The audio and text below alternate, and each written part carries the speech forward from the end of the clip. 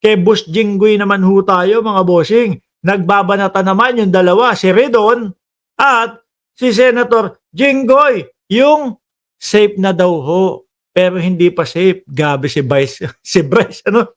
Binanatan pa doon sa Kongreso.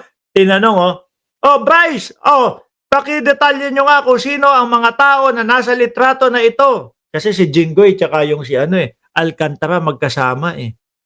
Yung isa po, si boss ko po, si Alcantara. Yung isa, yung safe daw po siya. Si Senator po, yung safe daw po siya. Hindi naman daw safe.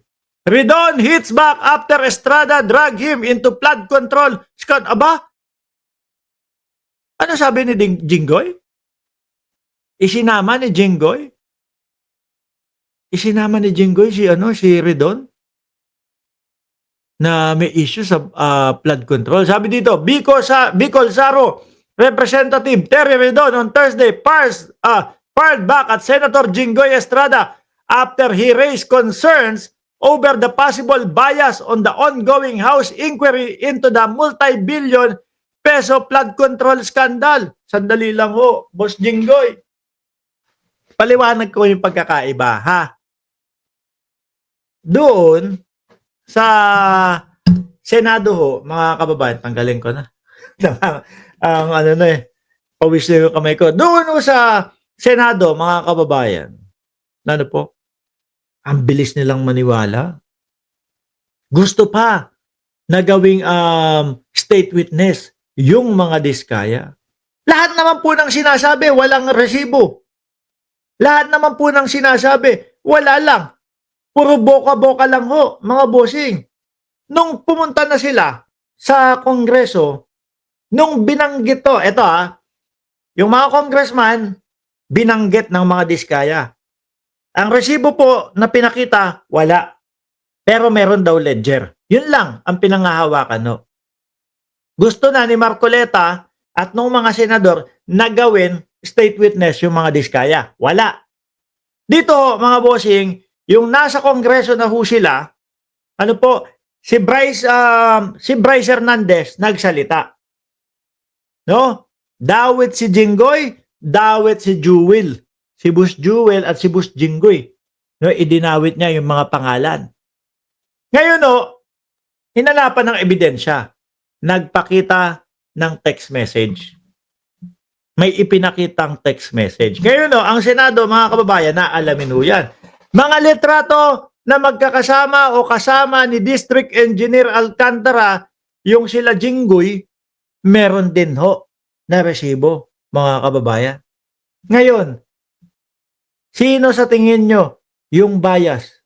Sa Senado, sa Kongreso? Di ba?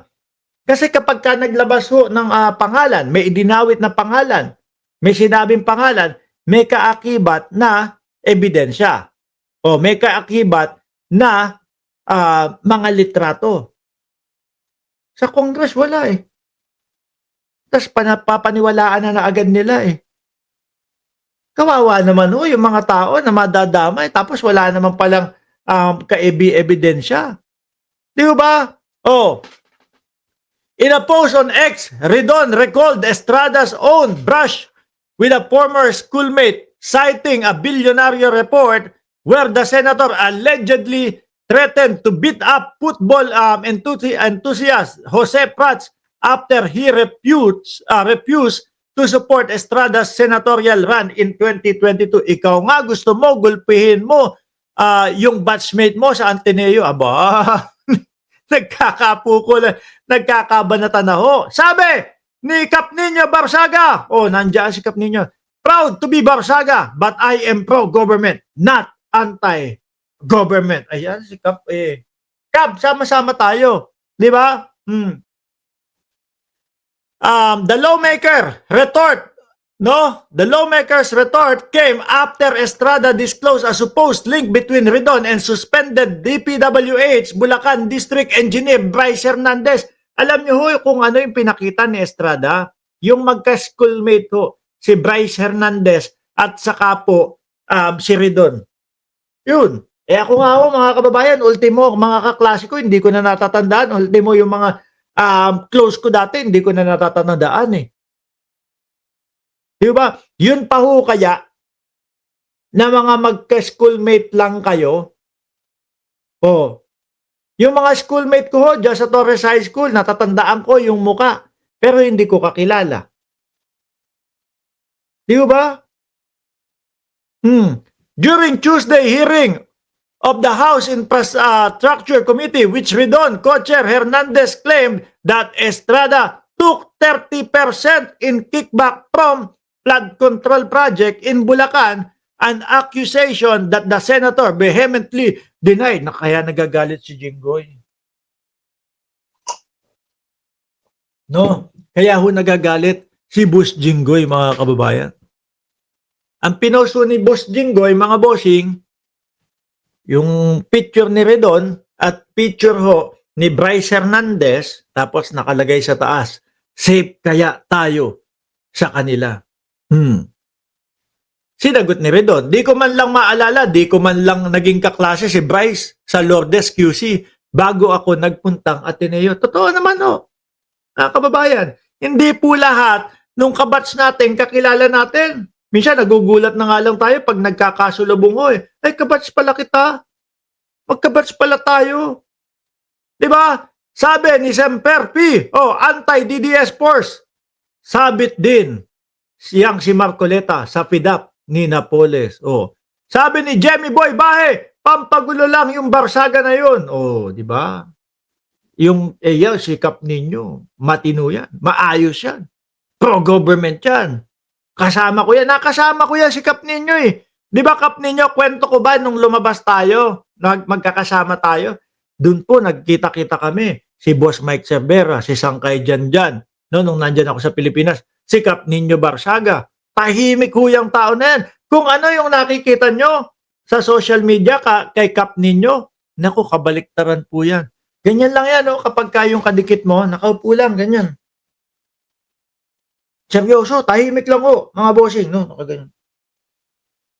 Tapos, Kap, ba't tahimik ka? Sabi sa akin, nakatingin ako sa ratbo mo. Ay, naku po. Hindi, mabait siya si Kap ninyo. Ano? Eto, paano ito, mga kababayan? Bibigyan ko pa po kayo ng update ho, mga bossing. Dito, sa Banggaang Redon at ito pong si Jinggoy Estrada, mga bossing. Mabigat ho ito eh. No? Mabigat ho ito, mga kababayan, at madami pa pong mga mangyayari diyan. Ang gusto nila Estrada ay dalhin doon sa Pasay City Jail si Bryce Hernandez. Ako, mga bossing, hindi naman porket na ayaw kong mapunta doon si Bryce. Ayaw ko naman talaga kasi bakit to? Hindi pa naman convicted eh. Di po ba? Alam ko, nakasama siya doon sa mga nagkasala pero ayusin. Hindi yung resource person pa din ho yan. Di ba?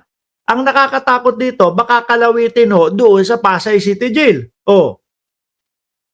Hindi siya naaawa ako. Kaya lang, gusto pa natin mas madaming marinig na kung sino yung mga sangkot dito at sino yung mga nagnanakaw sa pondo ng bayan, mas gusto pa nating marinig yun. Kaso pag nakalawit ko yan dyan sa loob, sabihin lang, nagkalabo-labo, nagkagulo-gulo yung mga preso. Wala, at nadamay si Bryce. Tapos, tahimik na. Wala nang iba pang mababanggit. Di ba? Sabit na sila na Napoles. Ano sabi? Jinggoy, lagot ka. Akala niya ligtas na. Di pa nadala ang tagal niyang ginagawa ang pagnanakaw. Sabi daw po ni Housemaid TV. Maraming tirador na nababayaran diyan sa loob ng Pasay City Jail. Mas naniniwala akong tama yung Congress na doon na lang po sa PNP custodial. Kasi kumbaga, pareha sila. Nakakontempt doon sa Senado. Tapos, nakakontempt din doon sa Kongreso. Nandoon sa PNP custodial. Pero kung ihahalo mo yan, doon sa mga preso, doon sa mga convicted na, baka biglang magulat tayo, naku, wala na si Bryce. Kinalawit doon sa loob. Paano pa natin maririnig? Eto nga ho, mga kababayan, no? Nagsasalita, ipinapaalam sa atin, with matching, kalakip na mga ebidensya, mga picture. Di ba? Kaya ho ako, mga boss, mas naniniwala ho ako na kung meron man po, no? Kung meron man po, mga bossing chief amo, sir, na dapat gawing state witness, para ho sa akin, kung Diskaya versus ho, Diskaya o kaya si Bryce Hernandez, mas gugustuhin ko na maging state witness yung Bryce Hernandez ho, mga bossing. Bakit? Pag nagsalita kompleto Ricardo with matching resibo doon sa mga Diskaya wala naman, gawa-gawa lang. Di ba? O ayan, may naipakita tayo na isang congressman na pinangalanan nila. Wala naman pala silang proyekto na ang gumawa is mga Diskaya. O paano na magko-connect doon sa sinasabi ng mga Diskaya na naabutan nila ng pera yung congressman na yun? Di ba?